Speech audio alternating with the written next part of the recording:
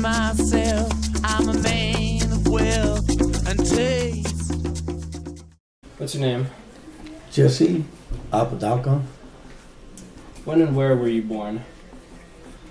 In Mexico. In Mexico, What year? 1945. What exactly did you do before entering the service? Was working as an apprentice in body and fender, repairing cars. Do you have any other family members that joined the military? No, I don't. Will it make it easier on you now? You got someone to blame.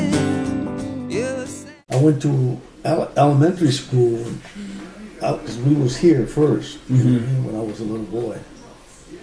So I went to that elementary, and then we had to go back and get legalized, legal papers to come back.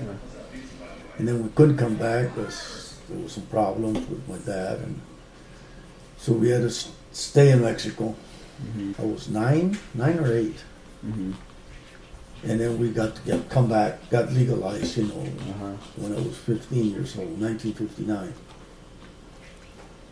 And then from then, I went to Bush Junior High in Compton.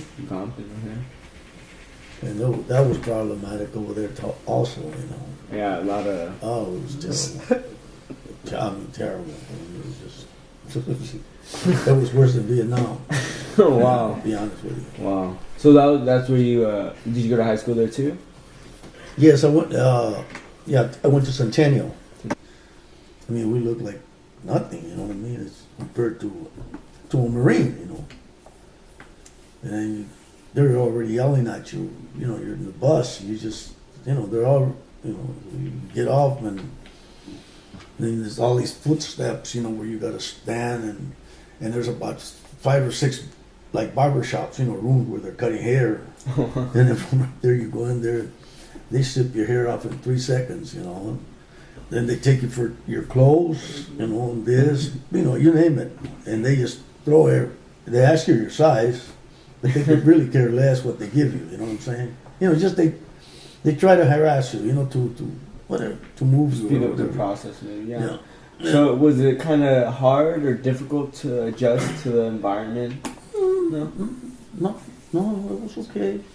They got through, and they did what they had to do, And the big thing was they give you everything you need, So we packaged everything, and then they gave us everything, and it's getting early in the morning, like 5 or 6 o'clock in the morning, I guess it was, and we got these yellow T-shirts, we put their clothes on, Then some of us got big T-shirts, and some of us, big pants, and some of us got the caps are too big, like I said, it's just a mess, And here you see the Marines, marching, all kinds of platoons, all over the place. And here we come out and they tell them, okay, girls, hold hands, you know what I mean? You have to hold hands, all that ridiculous stuff. But after a few days, we was doing fine,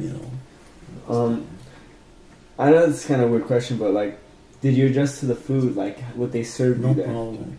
No problem? No problem. Had all the chocolate drink and all the milk you could drink. Right after boot camp, we had our MO or whatever, what you call it, you know what you was going to be into. So from there I went to school to learn about tanks and all, in Del Mar. So my responsibilities was, especially I was a loader or a driver.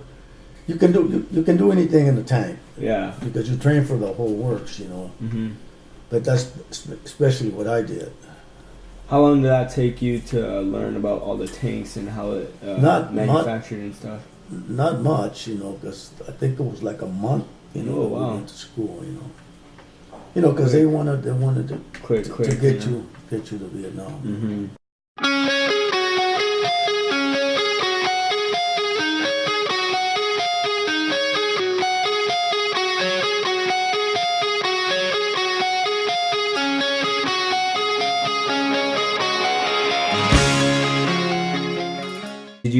have any enemy engagement at any time over there? Yes, we did.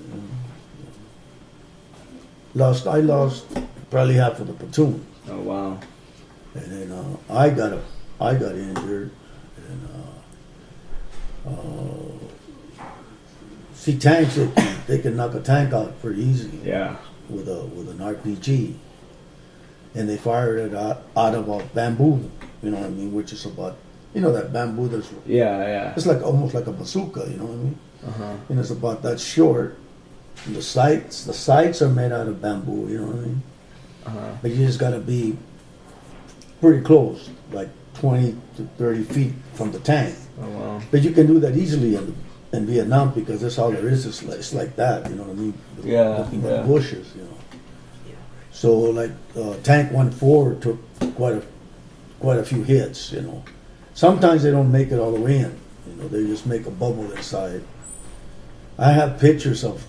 I didn't bring them with me. Okay. I have pictures where you can, I'm sticking a stick in the holes in the front of the tank, from the RPGs. Oh wow. And then inside you have a lot of ammo, white phosphorus, which you cannot turn off if it gets lit, So it's just, pretty bad. But I had a 1-4, the RPG went through the rangefinder right there where the sergeant is at, the sergeant in charge of the tank, and then knocked his leg off at the knee. It was just hanging. It went through Helfer. He was a loader. It went right through him. Oh wow. He jumped out of the tank, from the shock, and then Woody, I think it was his name, the gunner. He got shrapnel all in his back. No, that was one of the engagements. And then all the grunts, we went to go show force, and we spent the night there in their position. The Viet Cong, their position. I think our staff should have better sense.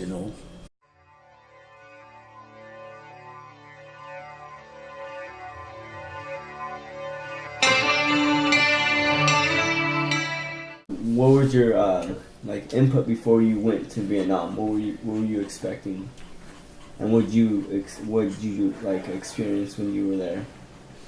I was just in the service, and I didn't think.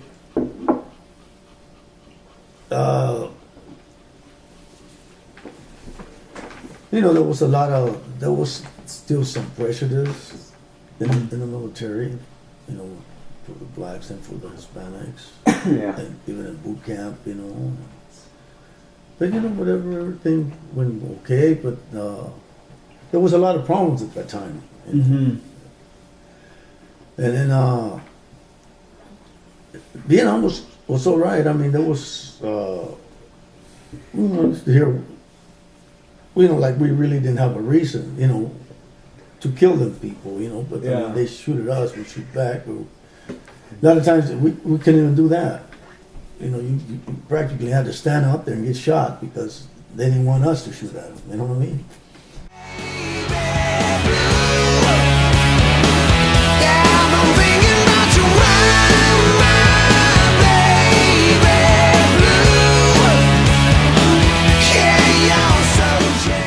Where were you when the war ended? Do you remember when they announced when the war ended? Where were you? Here? Here? Yeah, in Compton, I guess. Yeah. In 1969, Nixon declared that the Southern Vietnamese would take responsibility here on out, while the U.S. would slowly withdraw. This is until Nixon felt pressured to assist by secretly bombing Cambodia and Laos. This would lead to the Paris Peace Accords in 1973, stating the withdrawal of all remaining Americans.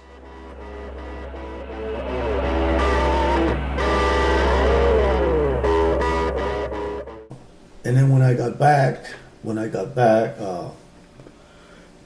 don't know if you ever heard, but I mean, if you was in the military, I mean, it was hard to find somebody to give you a ride here in the United States. That's how screwed up it was, And, I don't know how myself, I couldn't, because we landed in El Toro. El Toro, yeah. And we was fully dressed, and I couldn't get a ride, you know, because I had to go from El Toro all the way to Compton. Oh, yeah, that's pretty far, yeah. And I finally I got to where I could get a bus, you know. But it was just, you can even expect even worse things, you know, that they can do to you. Mm-hmm. Come here, baby. You know you drive me up a wall, the way you make good for all the nasty tricks you pull. Seems like we're making up more than we're making love. And it always seems you got something on your mind. Years ago, I finally got a hold of my best friend. My daughter did, you know, through the internet. And then he came to visit here, some relatives, and I got to see him, you know what I mean? And, his name was Martin. He was in my tank with me, and that was the end of that. I was supposed to call another friend of mine, JJ, up in Florida, but I never did. And but I haven't seen anyone, you know, like run into anybody like that. Yeah. They were probably from out of state, you know, most of them. I don't know around when it was that when I was in Vietnam, we was there already, and I wanted to, get a skull. Just craziness, wanted to get a skull. So we happened to see two, it was like two graves, but they also looked like they were kind of fresh. So I got the shovel and I walked over there and I started digging right about the middle, where I'm digging. And next thing I know, I hit metal, you know what I mean? And then I go like that with the shovel, and there was the guy's buckle, I said, forget it, I don't want to go.